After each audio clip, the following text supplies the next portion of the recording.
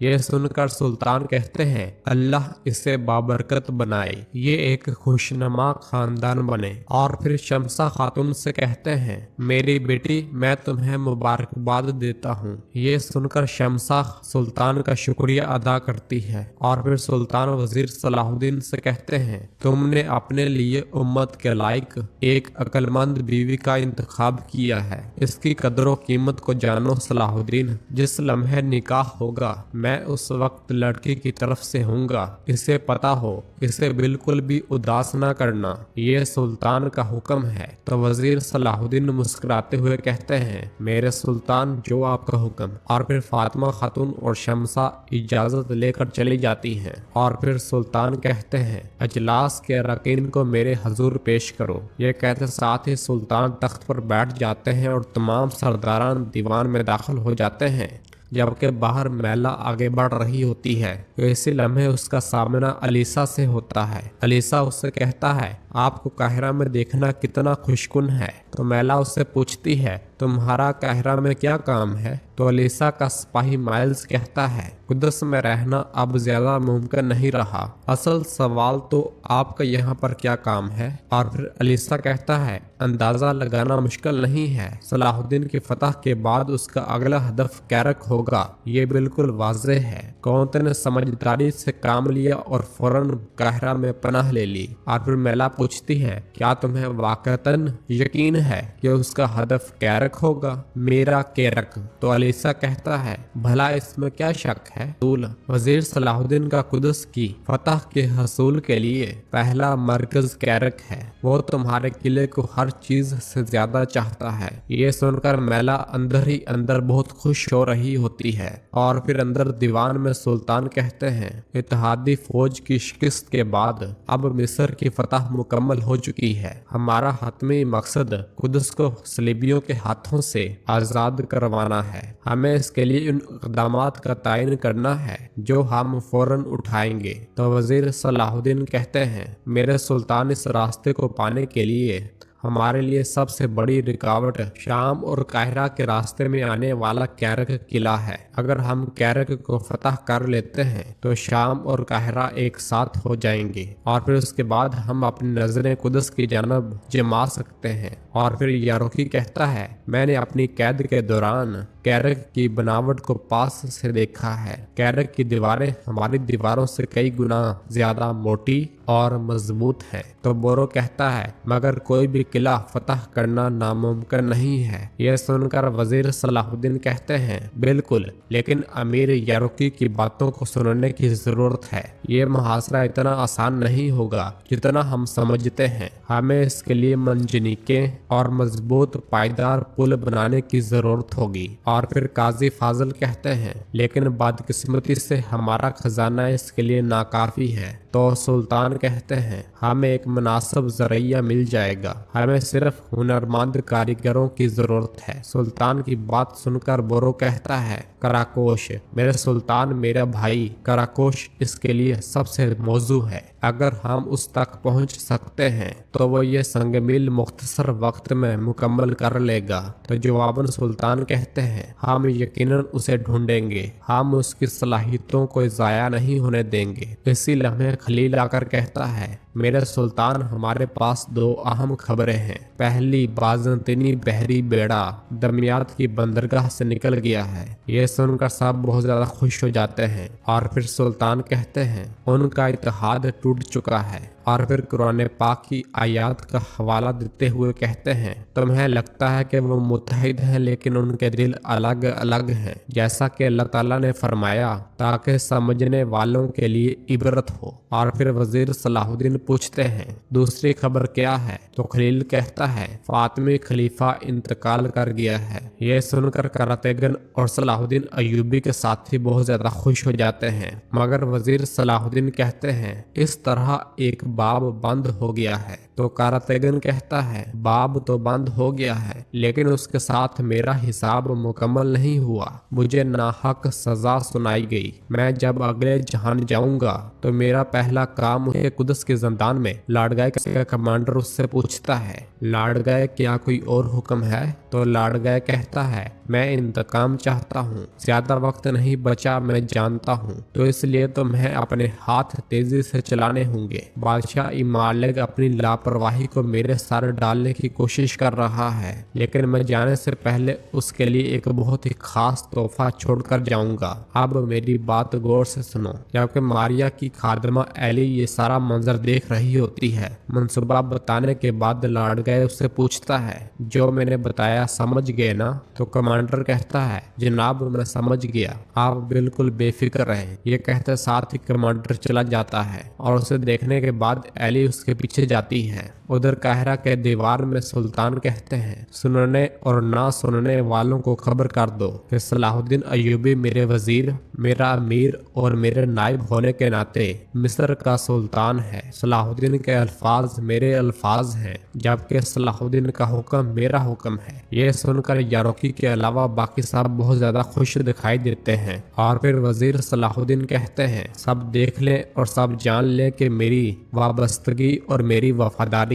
सुल्तान नूरुद्दीन जंगी और अब्बासी खलीफा के साथ है। मिस्र अब से सलामती और अमन का घर होगा, जहां पर हर शख्स अपनी जान, माल और इज्जत को महफूज समझेगा। और फिर सुल्तान खड़े होकर कहते हैं आखिरी अल्फाज के तौर पर इस फतह और इस इत्तेहाद की कदर कीमत को जाने। मत भूलें कि जिस नेमत का शुक्र अदा न किया जाए वो ज़ाया हो जाती है। दीवान इख्तिताम को पहुंच चुका है। और फिर वजीर सलाहुद्दीन और असफहानी के अलावा बाकी सब लोग चले जाते हैं। तो सुल्तान वजीर सलाहुद्दीन से कहते हैं सलाहुद्दीन अब हमारा शाम लौटना जरूरी है, मिस्र अब से तुम्हारे सुपुर्द है। तो वजीर सलाहुद्दीन कहते हैं मेरे सुल्तान थोड़ा आराम कर लेते और शादी में हमारे साथ शरीक हो जाते। तो जवाबन सुल्तान कहते हैं हमारे दिल एक साथ हैं सलाहुद्दीन, वक्त आने पर अपने रास्ते पर चलते रहना चाहिए। तो वजीर सलाहुद्दीन कहते हैं मेरे सुल्तान जैसे आप बेहतर समझे। और फिर सुल्तान उनके पास आकर कहते हैं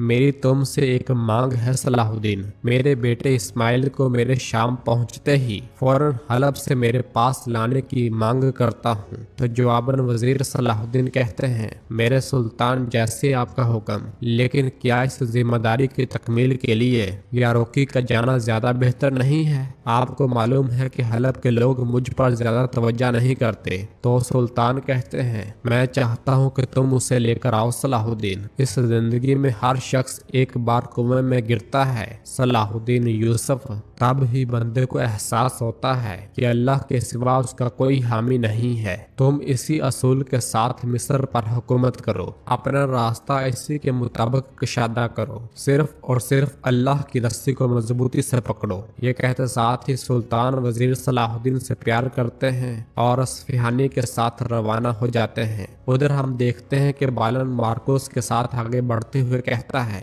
अपना हाथ तेजी से चलाओ मार्कोस, मैं कोई गलती या खामी नहीं चाहता। चातलियों ना किला सौंपने तक हर हद तक जाएगा। यह सुनकर साथ ही मार्कोस वहां से रवाना हो जाता है। और फिर इधर काहिरा में वजीर सलाहुद्दीन अपने साथियों से कहते हैं हमने जैसा कि इजलास में बात की, हम कैरक के मुहासरे के लिए तैयारियां शुरू कर देंगे। बोरो तुम कराकोश के मकाम का पता लगाओगे, हम कोई मंसूबा बनाकर तुम्हारे दोस्त को कैद से निकालेंगे। तो बोरो कहता है अगर आप इजाजत दें तो मैं ताजर अलीसा को इस मामले में शामिल करूंगा भाई। ये सुनकर वजीर सलाहुद्दीन अली और तुराब से कहते हैं फौरन अलीसा को तलाश करो, लेकिन मोहतात रहना, वो क्या सोचता है ये वाज़ेह नहीं है। और फिर कारतेगन से कहते हैं कारतेगन खलीफा के माल की फहरिस्त और नकलो हमल की जिम्मेदारी तुम्हारी है, लेकिन इस बार ये काम एहतियात और खुफिया तरीके से करो। तो जवाबन कारतेगन कहता है फिक्र ही ना करो, क्योंकि आपने मुझ पर भरोसा करके मुझ पर यकीन किया है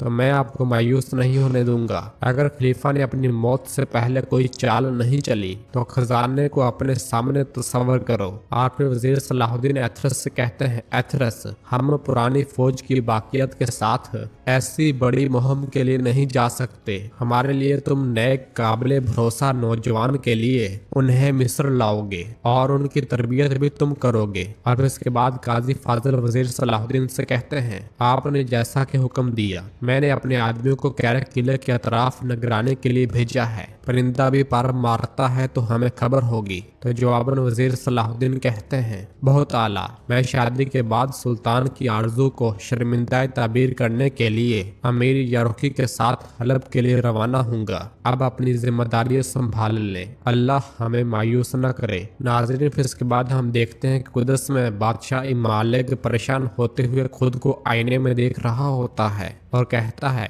ये थका हुआ चेहरा और दूसरी जानब बाल्डोन की बीमारी। और फिर सिपाही उसे चोगा पहनाने ही वाला होता है कि मारिया वहां पहुंचकर बादशाह को खुद ही चोगा पहना देती है और कहती है, जहां तक मेरा ताल्लुक है, मैं जब इस चेहरे को देखती हूँ तो ये चेहरा लंबे अरसे तक कुदस पर हुकूमत करेगा। उसे वहां देखकर इमाले को बहुत ज्यादा गुस्सा आता है और झड़कते हुए कहता है, मैंने तुमसे कहा था कि आस पास मत घूमना। तो मारिया कहती है, मुझे आपकी फिक्र थी, मैं इसलिए यहाँ पर हूँ। और इमाले कहता है, और साथ ही मैं उस फैसले की खातर जो मैं तुम्हारे बारे में करने जा रहा हूँ, क्या ऐसा नहीं है? तो मारिया कहती है, मैंने जो कुछ भी किया वो आपके लिए था या आपकी ताकत को मजीद बढ़ाने के लिए था। यह सुनकर इमाले कहता है, इसलिए आप मेरे हुक्म को रौंदने के लिए लापरवाही का शिकार हुई। तो मारिया उसका हाथ पकड़ते हुए कहती है, आपके खिलाफ, लेकिन मैंने ये फैसला आपके लिए ही किया और मैं इस फैसले की जिम्मेदारी लेने से दुरेग नहीं करूंगी। मगर इमालिक उसकी अदाओं में नहीं आता और हाथ झटकते हुए कहता है, मुझे अकेला छोड़ दो। यह सुंदर साथ ही मारिया चली जाती है और फिर बाहर खादमा के पास आती है तो खादमा उससे कहती है, लड़ गए कैद खाने में अपने कमांडर से मिला, मैं उनकी बातें नहीं सुन सकी, लेकिन उसके बाद मैंने उसके कमांडर का पीछा किया। मुझे लगता है कि वो कोई मंसूबा बना रहे हैं। यह सुनकर मारिया सोच में पड़ जाती है। इधर हम देखते हैं कि वजीर सलाहुद्दीन काजी फाजिल के साथ आगे बढ़ रहे होते हैं और कहते हैं, दस्तरखान बाजार से गलियों तक फैला दो, गुलामों को बगैर किसी शर्त और पाबंदी के आजाद कर दे। इसी लम्हे मैला वहां पर आती है और कहती है, वजीर हजरत, मैं जानती हूँ कि आपकी मसरूफियात बहुत ज्यादा है, लेकिन हमें खसूसी तौर पर जल्द अज जल्द मिलना है। काजी फाजिल को भेजने के बाद वजीर सलाहुद्दीन कहते हैं, मैं तुम्हें सुन रहा हूँ। तो मैला कहती है, मुहासरे के दौरान होने वाली तकसीम के बाद मुझे नहीं लगता कि बादशाह इमालिक चातलिन को किले में रखेगा। ऐसा लगता है कि कैरक का तख्त जल्द ही खाली हो जाएगा। यह सुनकर वजीर सलाहुद्दीन कहते हैं, ये महज एक मफरूजा है, लेकिन चलो मान लेते हैं कि जो तुमने कहा कि वो हो जाता है, तो उसके बाद तुम्हारी बात क्या है? तो मैला कहती है, अगर हम मिलकर सही इकदामात उठाने में कामयाब होते हैं तो कैरक किले के दरवाजे आपके लिए वसत के साथ खुल जाएंगे। तो वजीर सलाहुद्दीन पूछते हैं, ये कैसे होगा? तो मैला कहती है, इस तरह खुलेआम बात करना मुनासिब नहीं है। मैं जो कुछ कहने लगी हूँ वो हम दोनों के मुस्तकबिल से वाबस्ता है। ये सुनकर वजीर सलाहुद्दीन सोच में पड़ भी खत्म करते हैं। मिलते हैं बहुत जल्द अगली एपिसोड के साथ। वीडियो को लाइक कर दे और जिन दोस्तों ने अभी तक चैनल सब्सक्राइब नहीं किया वो जल्दी से चैनल सब्सक्राइब कर दे और बेल आइकन यानी घंटी वाली निशान को भी प्रेस कर दे ताकि आने वाले एपिसोड आपको आसानी मिल